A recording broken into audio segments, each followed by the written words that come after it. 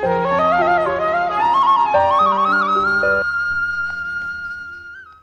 सभी लोगों को मेरा प्रणाम। भगवान कहते हैं कि तेरा मेरा मनुआ कैसे एक होए रे। मैं कहता हूँ आँखों देखी, तू कहता है कागज लेखी। तेरा मेरा मनुआ कैसे एक होए रे। मैं कहता निर्मोही रहियो, तू जाता है मोह रे। तेरा मेरा मनुआ कैसे एक होए रे। मैं कहता हूँ जागत रहियो, तू जाता है सोए रे। तेरा मेरा मनुआ कैसे एक होए रे। एक परिवार के अंदर जब अलग अलग मत हो जाते हैं तो उस परिवार के अंदर अशांति ही अशांति रहती है। इसी प्रकार हम शांति भी चाहते हैं और ईश्वर से दूर रह करके शांति पाना, सुख पाना, ये बहुत ही असंभव है। जैसे पानी को मथने से घी नहीं निकल सकता, इसी प्रकार परमात्मा से जुड़े बगैर हमारे जीवन के अंदर सुख और शांति और आनंद नहीं आ सकता।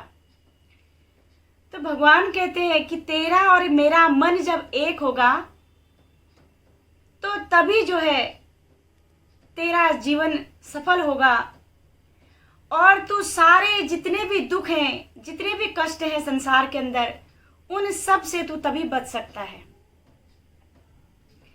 एक कवि ने कहा कि आए वह और झांक कर ही लौट कर जाने लगे। मैंने कहा दामन पकड़ क्यों लौट कर जाने लगे।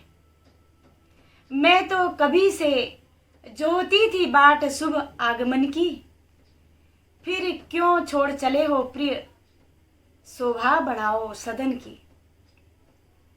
दामन झटक कर चल दिए, दामन झटक कर चल दिए और यूं कहते हुए बैठूं कहाँ तेरे सदन में, गैर हैं बैठे हुए। तो जब मनुष्य जो है, जब भक्त एक निष्ठ नहीं होता, अपने प्रभु के साथ एक निष्ठ नहीं होता, तब तक जीवन के अंदर अशांति ही अशांति है, दुख ही दुख है। एक बार एक संत जो है वो बगीचे के अंदर घूम रहे थे और बगीचे में घूमते घूमते उन्होंने देखा कि एक चंपा का पुष्प है, फूल है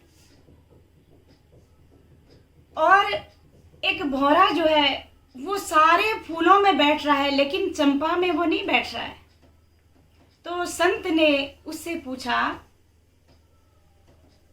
कि चंपा तुझमें तीन गुण, चंपा तुझमें तीन गुण, रूप रंग और वास, अवगुण तुझमें कौन सा जो भौरा ना आवे पास।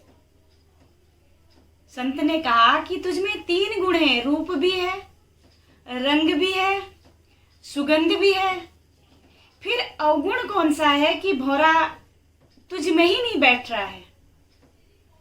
तो चंपा का जो पुष्प था वो कहता है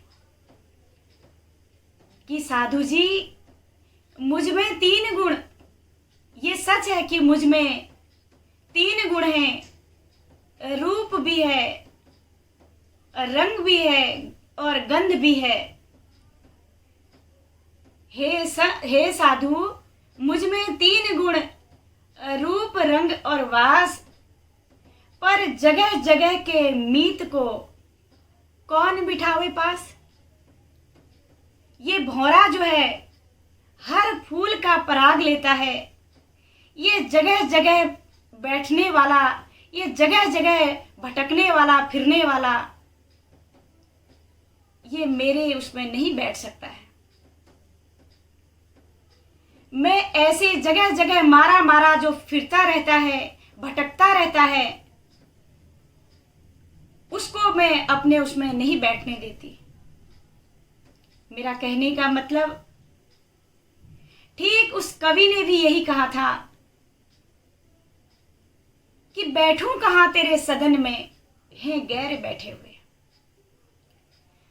कभी इधर गए, कभी उधर गए, कभी किधर चले गए। गंगा गए तो गंगा दास, जमुना गए तो जमुना दास। जब भक्त बिना पैदे का लोटा बन जाता है, उसको कोई भी गिरा सकता है, वो कहीं भी लुढ़क जाता है, क्योंकि उसमें पैदा नहीं है। इसी प्रकार से जो ज्ञानी होते हैं वो एक निष्ठ होते हैं। चाहे वो एक निष्ठता अपने परिवार के लिए हो, अपने माता पिता के लिए हो, अपने पति के लिए हो, अपनी पत्नी के लिए हो, अपने बच्चों के लिए हो, अपने समाज के लिए हो, अपने देश के लिए हो। वो एक निष्ठता चाहे किसी के लिए भी हो, पर एक निष्ठ होना बहुत जरूरी है। जब एक निष्ठ होता है भक्त, तभी भगवान प्रसन्न होते हैं, खुश होते हैं। जब मैं था तब हरि नहीं, अब हरि है मैं नाई। प्रेम गली अति सांकरी, तामे दो न समाए।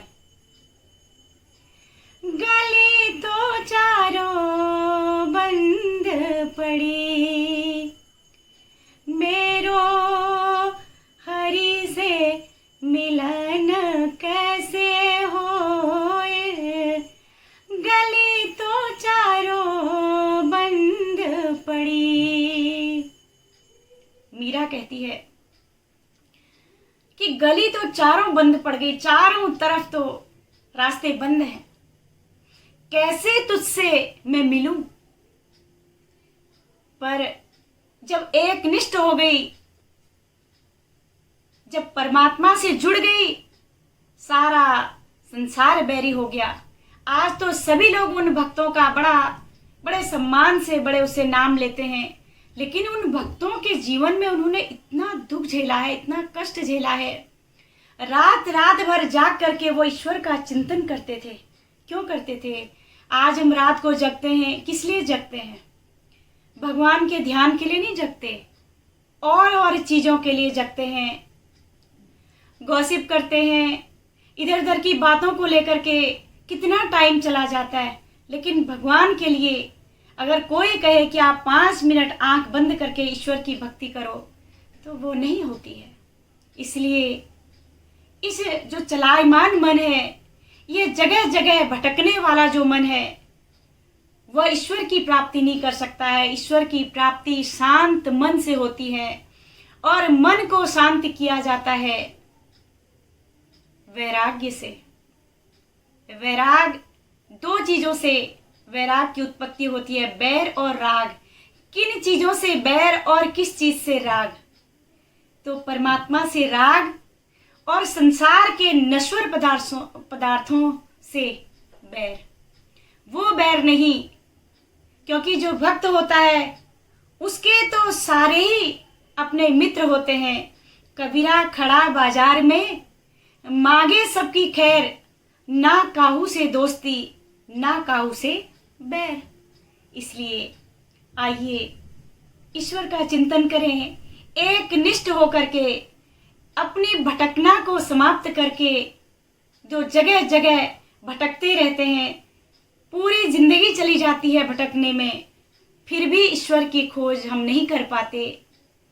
तो तभी शांत मन से जब हम ईश्वर का चिंतन करेंगे, उसको याद करेंगे, उससे कहेंगे कि प्रभु मार्गदर्शन करो, तो भगवान मार्गदर्शन करते हैं। इन्हीं शब्दों के साथ आज के लिए इतना ही। आप सभी लोगों को मेरा